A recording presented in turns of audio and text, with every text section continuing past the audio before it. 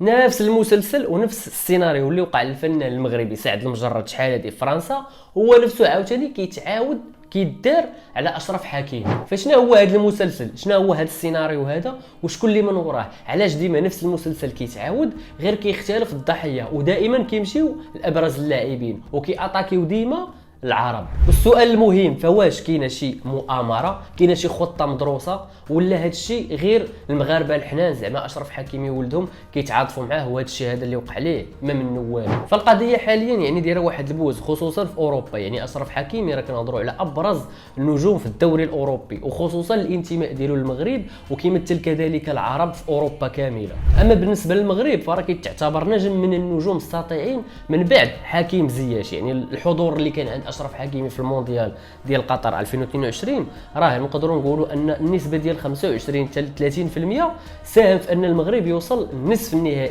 يعني اشرف حكيمي واحد اللاعب ملي بدا المسيره ديالو مع المنتخب المغربي في جميع التصريحات ديالو المقابلات ديالو اللقاءات ديالو حتى من العائله ديالو المغاربه كاملين اتفقوا من الصغير والكبير على انه واحد اللاعب خلوق محترم ومحبوب، يعني بواحد الطريقه دخل قلوب المغاربه.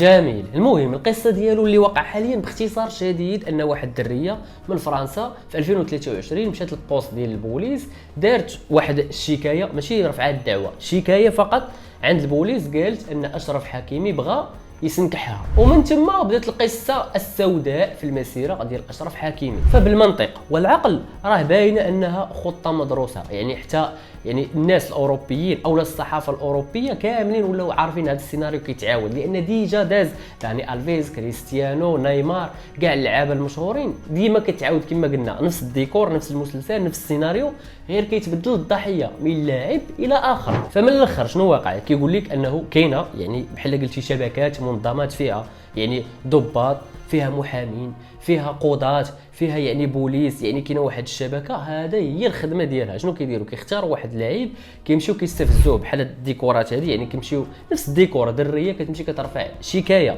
ماشي دعوه قضائيه، صافي هما كيشدوا ديك الشكايه كيبنيو عليها وكيبدا يجيبوا لك الابتزاز باش ياخذوا منك واحد القدر ديال المال. او انها منظمات الهدف ديالها كتسعى ديما انها تخرب السمعه او تشوه السمعه ديال شي لاعبين اللي كيكونوا متضامنين، اسمع مزيان سطر على هذه، كيكونوا متضامنين وكينصروا شي قضايا اجتماعيه. مثلا اشرف حكيمي راه كنعرفوا كاملين الموقف ديالو مع القضايا الاجتماعيه والقضايا الانسانيه. يعني ديما هو كيعاون الجمعيات، كيهضر على خوتنا اللي حاليا كيموتوا بالجوع في القطاع. يعني حكيمي يعني واحد الانسان هو راه نجم عنده قاعده جماهيريه، الاطفال كيتانسبيراو منه، والتوجه ديال اشرف حكيمي واحد التوجه مزيان.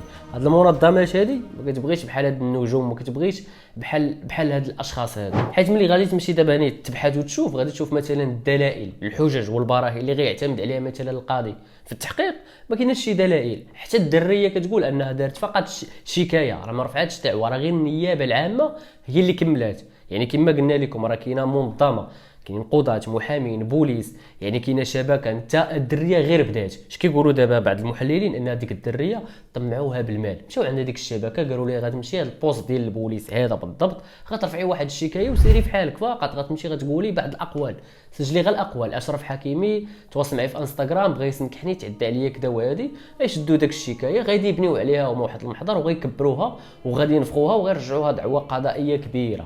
هذا الشيء اللي كيقول لك وقع، لان ديك الدريه اللي تدعي هذا الشيء هذا ما حاليا راه غبرات وما بغاتش كاع هي ترفع دعوه قضائيه، بغات غير تخوي راسها من هذه المشاكل، ولكن صافي لقات راسها مشات. وهذه القضيه هذه راه تفتحات في 2023، حنا حاليا في 2025 وشحال باقي دابا للبالون دور؟ باقا تقريبا شي شهر وشي لعيبه وغادي يبدا التصويت، وبدات التصويت تقول تقريبا عند الصحافه الفرنسيه. غير هما اش داروا؟ اشرف حكيمي من المرشحين. شنو قلنا في الاول؟ اشرف حكيمي كينصر وكيدعم وكيأيد، يعني قلنا واحد الجهات، يعني الناس المستضعفين، الجمعيات، هما الفرنسيين بعدا خصوصا شي جهه فيهم ما كيبغيوش بحال هاد النماذج تبان وما كيبغيوهاش تظهر. يعني بحال تيقول لك هذا السيد هذا تيشكل علينا حنايا، شكون هما بعدا هاد المنظمه هي هذه اللي تبان لك في التصويره بلا ما نذكروا الاسم ديالها باينه. فالهدف باختصار بلا ما نتعمقوا في القضايا ونبداو نهضروا في التفاصيل الدريه وداك الشيء، القضيه حنا ما نشوفوش الامور سطحيا، شوف القضيه يعني من ابعاد كبيره. اشرف حكيمي شوف اولا عربي، ثانيا راه مغربي مسلم من اصول مغربيه مسلمه غادي يدي لك البالون دور، راه ما يمكنش. هذا السيد هذا يعني بحال كيشكل عليهم واحد تهديد بسيط، واحد التهديد نقولوا ماشي بسيط وانما تهديد. اش غادي نديروا ليه؟ غادي نشوهوا ليه السمعه ديالو بطريقه بسيطه. اي انسان كما بغى يكون، بغيتي تشوه ليه السمعه ديالو ما تقولش ليه ديك القضيه ديال السرقه واختلاس الاموال او لا السكر العلني، لا كنمشيو واحد النقطه اللي العالم كامل فضولي من جهته. شنو هي الامور اللي تحت السمطه. اي حاجه تحت السمطه بنادم تيكون فضولي باغي يعرف كيفاش الميولات التوجه كي دايره هاد خيتي بعدا اللي عجبه.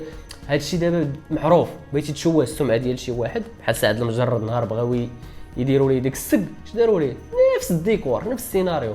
مشى للوطيل واحد الدريه انستغرام خرجوا ليه على الكارير ديالو. وفي هذه القناه وفي هذه الصفحه هذه ديالنا راه غتشوف الفيديوهات الاغلبيه ديال الفيديوهات اللي كنهضروا غير على القضايا الغامضه، الاسرار، الحضارات الغابره، الامور المخفيه ما وراء الستار، الامور اللي كتكون في الظل. وهذه نيت فرصه الا كانوا عزيز عليك بحال هاد المواضيع خليه يجي كتب لنا شي تعليق فيه معشر البسلاء ومرحبا بك معنا. يعني حنا في هذا معشر البسلاء وفي هذا الباج هذه ديما كنهضروا غير على القضايا الغامضه والامور المخفيه. كما يعني قلت لكم هذه القضيه ديال اشرف حكيمي باختصار.